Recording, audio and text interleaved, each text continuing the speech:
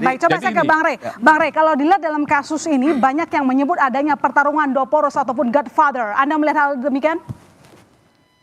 Ya, ini tadi kita udah minta kepada Bung Sahroni untuk melakukan. Kan mereka menyatakan membentuk panja kan. Kita berharap salah satunya ini sebetulnya murni sebagai penegakan hukum atau ada persoalan politik yang lebih besar dari sekedar persoalan hukum. Karena kita melihat akhir-akhir ini, hukum ini seringkali dipergunakan untuk tujuan-tujuan politik kan. Orang ditahan tuh ya ada salahnya, tapi tentu saja pertanyaannya kenapa tiba-tiba itu yang harus jadi persoalan gitu.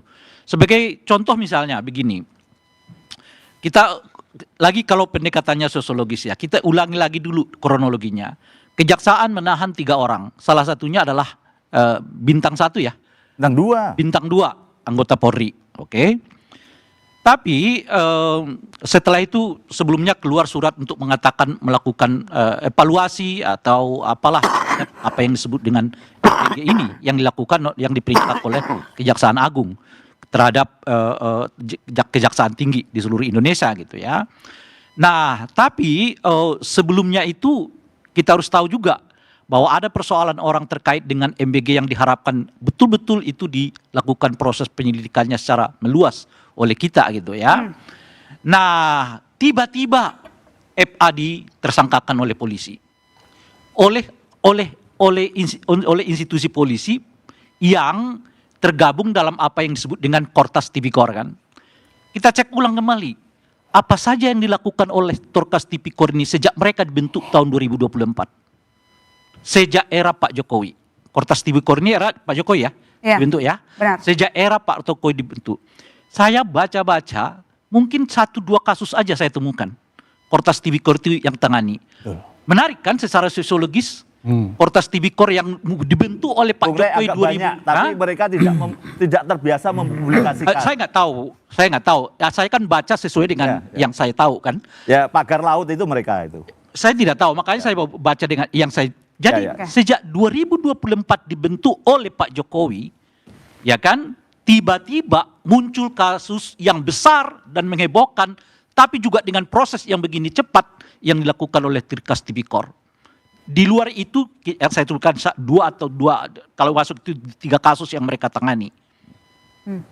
Apa yang mau kita baca dari peristiwa ini? Lagi-lagi secara sosiologis loh ya, bukan secara hukum gitu. Apa yang mau kita katakan dari peristiwa ini gitu? Nah ini yang kalau Anda sebut tadi misalnya, ada nggak bobot politiknya? Saya sih melihat bobot politiknya gede banget nih. Tapi untuk memastikan bahwa ada persoalan politik di sini, kita minta Bung Sahroni untuk segera memanggil baik Kapolri, Kejaksaan. Jika penting, ya terus masuk di dalamnya Menteri Hukum. Dan kalau memang ada dianggap persoalan politik besar di dalam sehingga terjadi carut-marut politik ini, saya kira anggota DPR punya hak untuk memanggil presiden. Oke, baik. Bang Sahroni, silakan dijawab tantangannya. Anda berhak memanggil presiden. Terima kasih. Kalau untuk memanggil itu memang haknya kita sebagai mitra di Komisi 3, Bang Rey. Tapi biarlah berproses dulu dalam proses ini sambil kita mengawasi dan sambil proses di panja pengawasan kita berjalan. Setelahnya nanti akan kita ketahui bagaimana langkah dan apa yang akan dituju. Yang Bang Rey tadi sampaikan, adakah langkah politik yang besar yang mengarungi mereka ini atau tidak. Tapi yang kita harap sekarang ini adalah kita awasi sebegitu besarnya, karena kita akan DPR juga akan melaksanakan masa reses, tapi tidak luput kalau memang proses ini lambat, maka kita harus bergerak inisiatif untuk memanggil mereka, bertanya kepada mereka sampai di mana dan prosesnya apa yang berkelanjutan untuk dihadapkan kepada publik. Mungkin Bang Sahroni, jadi menurut Anda tadi disampaikan oleh Bang Rey, ini mengandung dimensi politik yang sangat kuat. Kemudian muncul liar isunya di publik bahwa ada adu kuat 2 Godfather.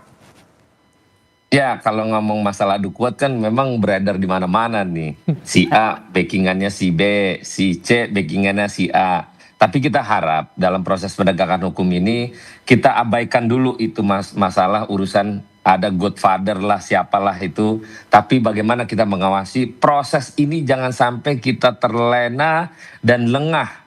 Kita pengen proses ini berakhir tanpa deponering yang tadi. Oke, Bang Bonyamin coba sampaikan. Bang Edi, menurut Anda ini sebenarnya murni kasus hukum atau memang adu kuat dua Godfather?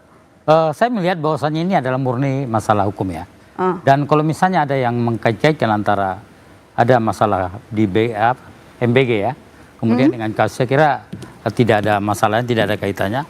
Kenapa demikian? Karena kemarin juga kita lihat Kapolri juga sampai sangat tegas ya, bahkan tidak mau mencampuri urusan yang dilakukan oleh Kalau memang murni hukum, tapi tiba-tiba dialihkan dalam proses penyidikan ke kejaksaan, kenapa? Itu yang menimbulkan pertanyaan di publik. Ya. Ini kan tadi saya sampaikan bahwasannya ini semata-mata dilakukan kan untuk menjaga adanya konflik antar lembaga penegak hukum.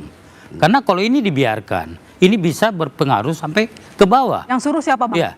Saya kira ini kan bagian daripada koordinasi ya antara dua pimpinan ya dalam hal ini ya. Dan kita harus memahami bahwasannya yang paling harus dijaga adalah jangan sampai ada namanya konflik antar penegak hukum. Ini berbahaya. Bisa dibayangkan nggak kalau sampai misalnya ada persoalan di atas kemudian sampai berpengaruh. Jadi kalau itu penegakan hukum nggak bisa disebut sebagai konflik. Konflik itu kalau mereka memperebutkan sesuatu yang tidak berdasarkan hukum. Makanya kan kemarin sudah disampaikan bahwasanya untuk menghindari Misalnya persepsi. begini Bung Edi ya. Oke, nanti kita lanjutkan ya Bang, tetap di Bola Liar.